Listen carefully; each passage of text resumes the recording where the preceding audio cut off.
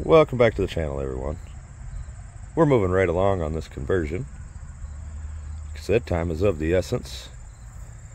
This is what we got done yesterday, and I actually ran out of oxygen for the torch, which is why we had to stop. So wanted to talk a little bit about this.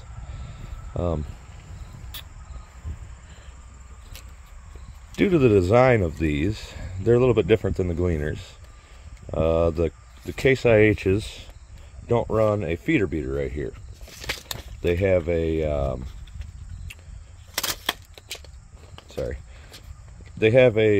rattle chain situation going on instead of the fingers that come out here, and there isn't enough room for the fingers on this to retract.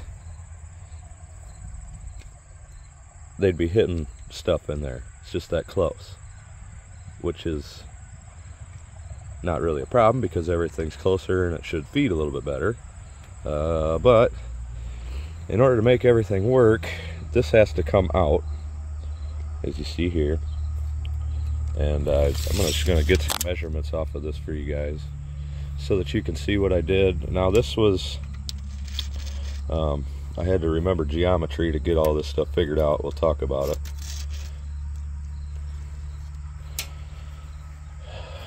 And then the top is going to be 6 inches, from the outside bend, and then from the outside bend, that's going to be 9 inches. And that's 1/4 inch steel, so obviously 9 1/4 from outside to, and 6 1/4 up here. So the 3-inch difference should get me the correct angle when this is in cutting position for that header to be setting right. And what that angle is going to be is right around 85 degrees. Don't worry about how I came up with that number. And then a bunch of geometry and math and stuff, and I had to relearn how to get degrees off of a speed square, because it's, I've done that like 4 times in my life. So anyway, I had to get the degrees off of a speed square. If you've got a digital degree finder, it'd probably be a lot easier, but this is what I came up with. There need to be a 3-inch difference from top to bottom, give you that 85-ish degree area. So hopefully that's close. You can see up here we've butchered this up, and that's to get the room for this bar here. And I'm not quite sure how much we're going to need, but we just took everything that we could out of this to make sure, hopefully, that we have it. And it will be getting, well, first of all, these sides will be getting welded. This will be getting welded. And then we're going to put some gussets here, which is why I have this lip out farther, so that I can build off of this and have a nice solid spot to weld to there. And then I've still got to do the hooks down there, and we'll do some gussets down there too, especially around the hooks. So yeah, like I said, the hardest part was figuring out those measurements. And stick around to the end of the video and we'll see how good my geometry and math was on that aspect of things. So the header plate is up here. I'll bring you up, we'll talk about that. And that's what I ran out of torch juice on. Okay, so here's the header plate. All of these brackets and everything needs to get out of the way. If you see, I've got that cut, which is 48 inches wide. It'll make it. But like I said, I got to get all these bracings out, so that way we can weld this plate flat to the mounting plate that we made over there. I'm gonna go get some torch juice, get this cut out of here, and we'll bring you back after that.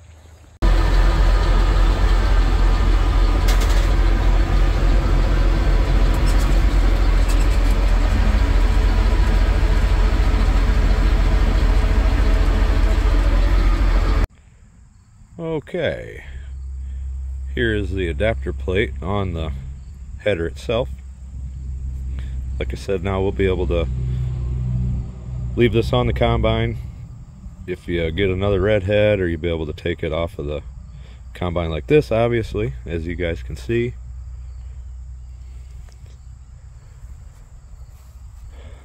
This is what I came up with the shaft situation.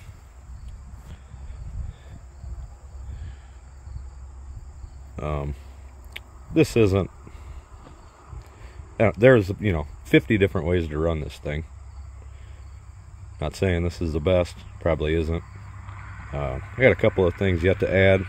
See the brace there, and this chain will be running off of the combine, and I'll have a shaft coming out with the bearing out here just to steady up everything. Seemed like a good idea with the pull of the chain. This all mounted up in there. That's off of a Gleaner F. Plugged a million holes on it, it seemed like, and cleaned it up. It's good to go. Variable speed doesn't work. I've got a clip of trying it, and I'll put that in right here. Moment of truth here.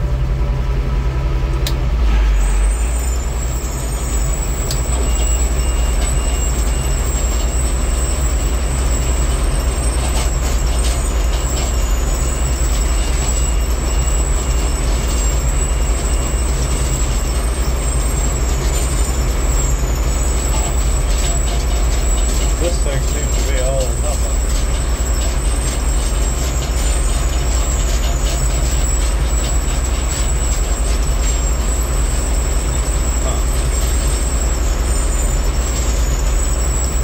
Gonna have to work in that, figure that out. Just all or nothing.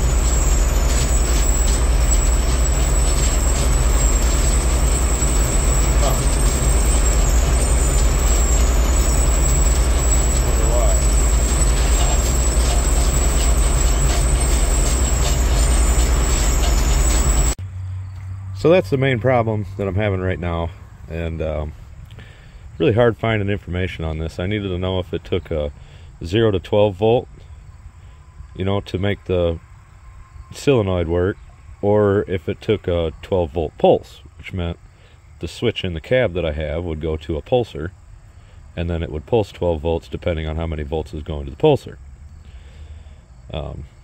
Super hard to find that information. And as far as I can figure, and doing other research, this solenoid is not good. It's supposed to have, well, what was it? I think it was like 10 ohms or something. But anyway, it was way out of whack with what the ohms is supposed to be when you tested these wires. And so anyhow, I could adjust it up here. This is manual adjust, and then that all worked. And you turn it in, and then this is supposed to work. It didn't. And just this solenoid is $750 used. The whole assembly, you can find those used for around $800 or $900. And I know the valve works. So anyhow, I'll probably put this for sale for a couple $100. And I've got a well, I'll advertise that this is messed up, obviously. But anyway, I have another one on the way, and it's not, this is not nearly as much. Comes with its own adjustment knob and everything for the cab. Just newer technology. You can get parts for it, stuff like that. And it was only about $650 compared to $750 just for this, and I just figured that's what I'd move forward with. A little bit cheaper, newer stuff, and you buy a used one, there is no guarantee that it's going to work.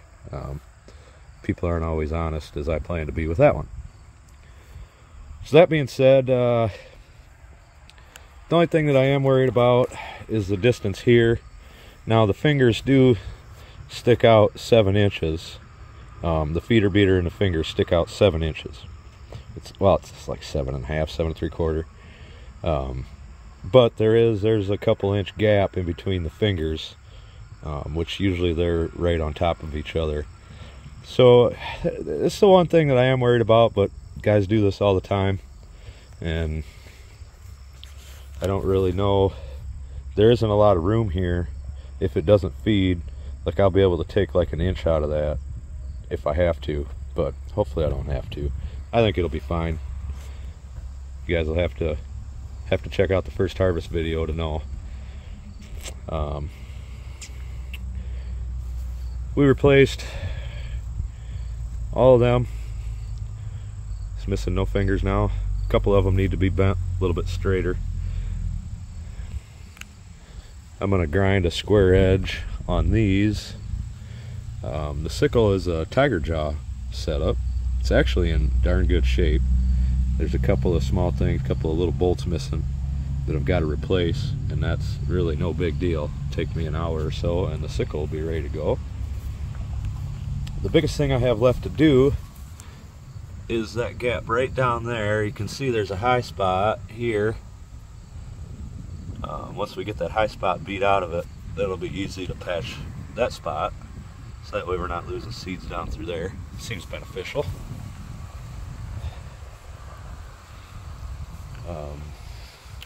Yeah, this is just a cheap filter from Farm and Fleet, hydraulic filter and holder on there. So that's that. I think it's going to be about 100 times better than my Gleaner grain table. As you can see over here, nothing has changed on Glen. It's all the same thing. These wires up here, which these are the original wires that ran, just use them. I gotta get it put in a different spot, but I'm gonna be using the clips. I'm not sure what I'm gonna do yet, but you see what I got going on right now. Seem beneficial, but I need 2 of them for the new valve that I'm getting, so I'll be using both of them. No big deal. Let me just spin this down. Cut out a section. I had another feeder beater. I cut out a section. This was all messed up. Just cut it out, welded a new section in there. Back here, my chopper broke down last year.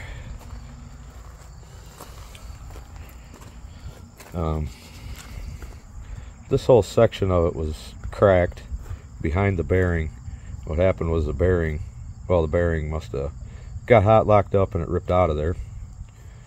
What I had to do was get a 6x6 inch piece of plate, make it so that it would accept this, obviously, put a new bearing in there. Now I don't have sensor for the chopper, but I am working on that. I have an idea for that. But chopper's on there, going good.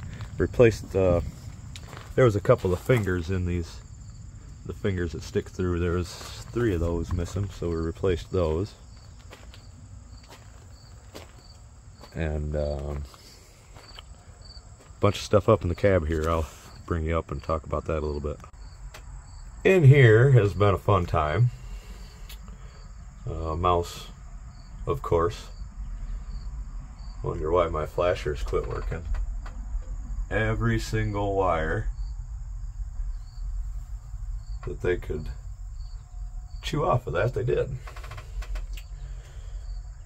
This is the cylinder, fuel gauge, cylinder speed, engine RPM, ground speed. You see all the red wires. I had to replace all of them. I'm hoping it works. Should. It did work. Every year one quit working, one quit working.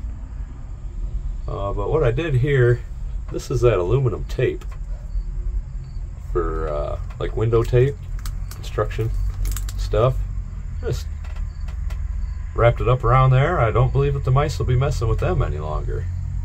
So the counters, they worked when I got the combine too. Just a couple of wires that I had to fix there. And there was a mess up here. This is one section that I have been neglecting. This is going to come part of the mouse proofing every year, is taking them out. They'll just be hanging. I'm other than that, I had really good mouse control in this combine. So we're also installing new lights, LEDs all the way around, which is going to be really nice, getting all them working. And I want to get my spotlight working. Them things are awesome. So I'm just moving forward here.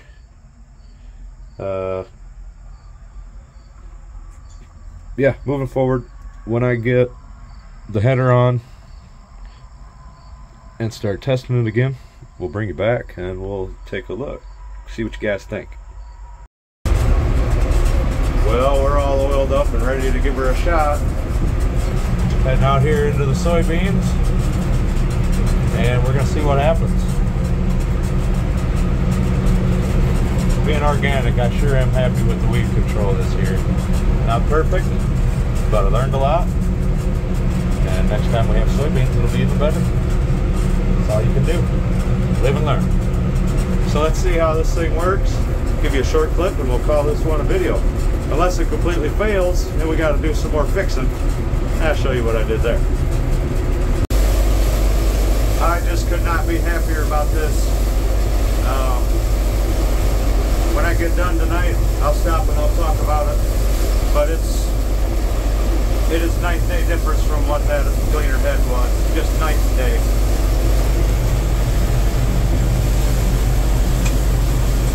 Harvest is well underway. More footage of this coming up in the next video. Here's that valve that I got, all plumbed in. Right down there you can kind of see our extra bearing, just to keep this, the pull. I didn't want to wear out these bearings here. Put an extra bearing out there. It's working great. As you see from the footage,